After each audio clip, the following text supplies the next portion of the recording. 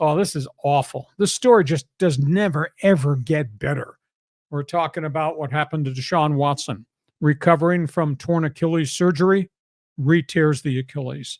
He's effectively done for 2025. They are stuck with this contract. Insurance policy will probably cover most of it. At the end of the day, second surgery, I think his career is probably very much over. What a disaster from what was such a promising quarterback who came out of Clemson University, did things for the Houston Texans, and then just fell apart.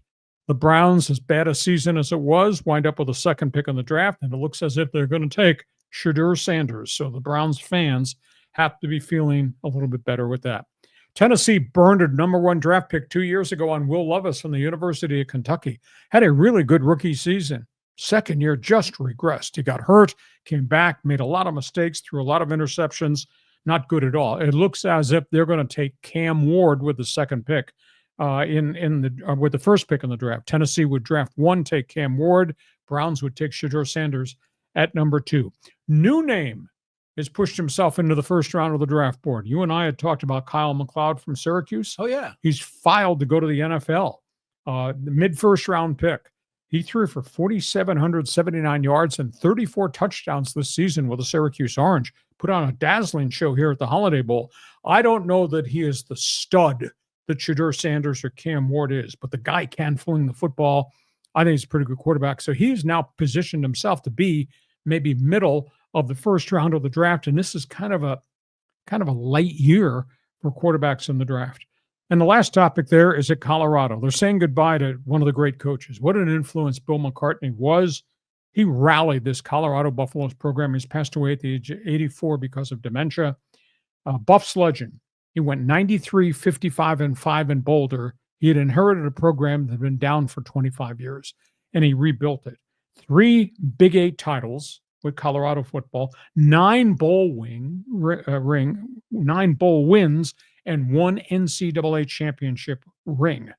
And he built it with Southern California kids. You remember the name Sal Onisi. That was the first great quarterback at Colorado, modern day McCartney era. He was a kid from Vista. Sadly, he passed away from cancer at such a young age. Sal Onisi was the trigger guy. Eric Bieniemy was his star running back. Mike Pritchard, wide receiver, illustrious career there. Obviously, Bieniemy, Pritchard, and many others went on to the National Football League. All came out of the McCartney playbook. So Bill McCartney, very well-regarded man, leader, teacher. I was surprised when he stepped away from Colorado, he didn't go somewhere else. But again, phenomenal job. He just passed away early on the weekend up in Boulder. So you got football to talk about. These quarterbacks, what do you think?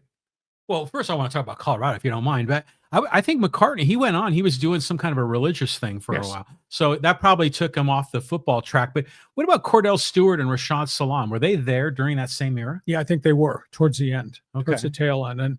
And Cordell was kind of a unique fit. Cordell was more explosive than Sal Onisi.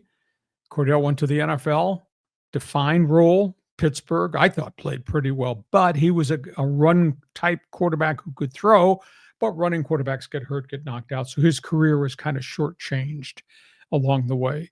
But his influence on college football and what he did in the Big 8, because the Big 8 was owned, operated, and mandated by Oklahoma and Nebraska. Yeah, exactly. And here came Bill McCartney on the Colorado Buffaloes. I mean, yeah, they're really excited about Deion Sanders and everything they've done in the last 24 months in Boulder. What he did was to pick a program up by the bootstraps that had been down forever in a conference owned by other people and really make it something. Yeah. I remember that when they came up. You're right. It was Nebraska, Oklahoma, and all of a sudden Colorado. What the hell? The Cleveland Browns, how long has it been since they've had like a good quarterback, a stable quarterback, a Bernie Kosar, Brian Sipe kind of guy? It's been forever. Yeah, it's been few and far between. In the 40 years since 1999, when the Browns expansion team was put back in place to replace the Art Modell team that had moved to Baltimore. Since 1999, they have had 40 different starting quarterbacks. 40. Yeah.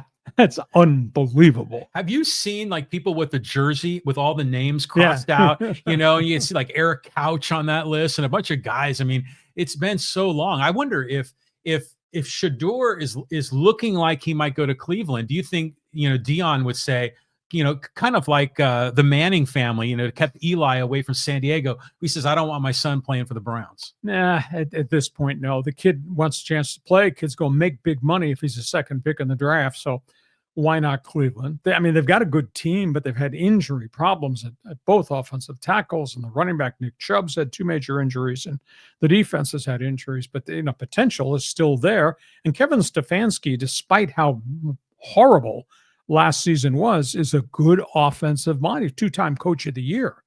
So if Shedeur wins there, yeah. But they've been beset by so many problems. They drafted Tim Couch, who was at Kentucky. He was a big throwing quarterback. He was that first pick in 1999 when the franchise was coming back. And he had the quarterback syndrome. High draft pick, bad club, get your brains beat out. Yeah.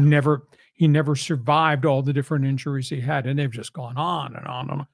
40 different starting quarterbacks since 1999. I've never seen anything like that. It pales in comparison to what they used to have, which was greatness. They, used to have Bernie Kosar, and they used to have way back in the day a guy that won them a championship, Frank Ryan, a Yale graduate, back when they won their only NFL championship. I think it was 1964. So your career brought you to Cleveland. Sure. What era of Browns football were you in Cleveland? Just wrapped around the arrival of Sipe and Sam Rutigliano as the coach and the Cardiac Kids. But that was short, and they were never able to capitalize on it and then build on it very long. Kosar was tremendous. Kosar took a lot of hits. Kosar's career kind of ended prematurely. But Browns football, it is beloved in Cleveland. Holy cow, they are more passionate about that than they are the baseball Cleveland Indians, Guardians, or even the Cleveland Cavaliers. But they've been down for a long time. So it'll be interesting. If Shedeur winds up there, and now because of what just happened with Watson, everybody thinks this is going to be a great acquisition. And maybe he's a trigger point, and they're going to rally this thing quicker than anybody expects. Are the Browns going to move their stadium? What's up with there? That's in the middle of politics. That is so deeply ensconced in litigation. They're trying to build the Dome Stadium 8 miles from downtown Cleveland in the industrial district of Brook Park, just southeast of Cleveland. But it is so tied up because when they put the expansion team in there was an agreement called the Modell Law that nobody could take the franchise out of that new stadium they built. And yet Jim Haslam is trying to take it out of that stadium that was built. Interesting. Yeah, so that's another topic for another day.